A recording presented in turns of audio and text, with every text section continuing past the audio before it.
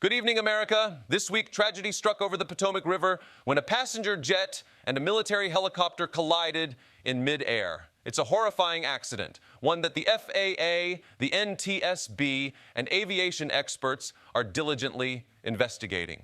But who needs experts when we've got Donald Trump to solve this mystery for us?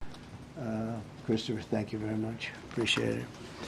We must have only the highest standards for those who work in our aviation system. I changed the Obama standards from very mediocre at best to extraordinary. You remember that. Only the highest aptitude, they have to be the highest intellect and psychologically superior people were allowed to qualify for air traffic controllers. That was not so prior to getting there. When I arrived in 2016, I made that change very early on because I always felt this was a job that, and other jobs too, but this was a job that had to be superior intelligence, and we didn't really have that, and we had it. And then when I left office and Biden took over, he changed them back to lower than ever before. I put safety first. Obama, Biden, and the Democrats put policy first. And they put politics at a level that nobody's ever seen, because this was the lowest level. Their policy was horrible, and their politics was even worse. So as you know, last week, long before the crash, I signed an executive order restoring our highest standards for air traffic controllers and other important jobs throughout the country. So it was very interesting. About a week ago, almost upon entering office, I signed something last week that was an executive order, very powerful, on restoring the highest standards of air traffic controllers and others, by the way. And my administration will set the highest possible bar for aviation safety. We have to have our smartest people. It doesn't matter what they look like, how they speak, who they are. It matters intellect, talent, the word talent. They have to be talented, naturally talented geniuses. You can't have regular people doing that job. They won't. Ah, yes, DEI hiring. Not the thousands of flights per day, not human error, not even, I don't know, physics. No.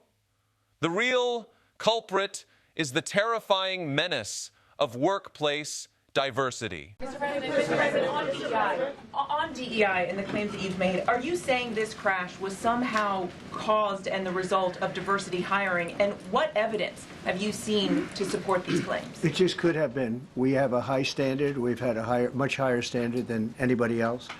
And there are things where you have to go by brain power, you have to go by psychological quality. And psychological quality is a very important element of it. These are various very powerful tests that we put to use, and they were terminated by Biden. And Biden went by a standard that's the exact opposite. So we don't know, but we do know that you had two planes at the same level. You had a helicopter and a plane. That shouldn't have happened. And we'll see. We're going to look into that, and we're going to see. But certainly for an air traffic controller, we want the brightest, the smartest, the sharpest. We want somebody that's psychologically superior, and that's what we're going to have. Yeah, yeah, please, go ahead. Because if there's one thing that causes midair collisions, it's the radical left making sure Janet from HR has too much melanin.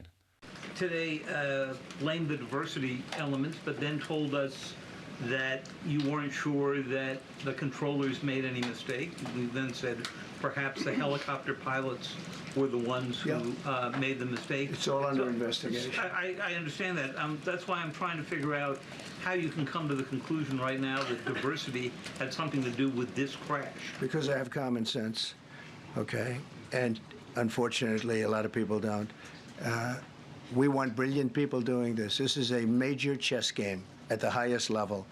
When you have 60 planes coming in during a short period of time, and they're all coming in different directions, and you're dealing with very high-level computer work and very complex computers.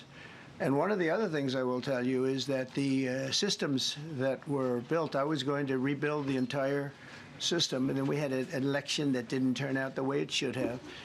Something the president said that I think bears re-emphasizing which is that when you don't have the best standards in who you're hiring, it means on the one hand, you're not getting the best people in government, but on the other hand, it puts stresses on the people who are already there. And I think... Right, like the best and smartest people in your administration. And people with common sense, like the guy who suggested nuking hurricanes, or the vaccine skeptic who chooses heroin over a flu shot. Now, you might be wondering, Jordan, is there any actual evidence that DEI hiring had anything to do with this crash? And to that I say, of course not. But that won't stop Trump from saying it. And it sure as hell won't stop half the country from believing it. At the end of the day, this is the perfect embodiment of our political moment. A president blaming a plane crash on wokeness, while the rest of us just try to make it to our destination without getting sucked into a vortex of nonsense. So if you're flying anytime soon, just remember, it's not turbulence or mechanical failure or even bad luck you have to worry about. It's the ghost of affirmative action haunting the skies. Stay safe, America.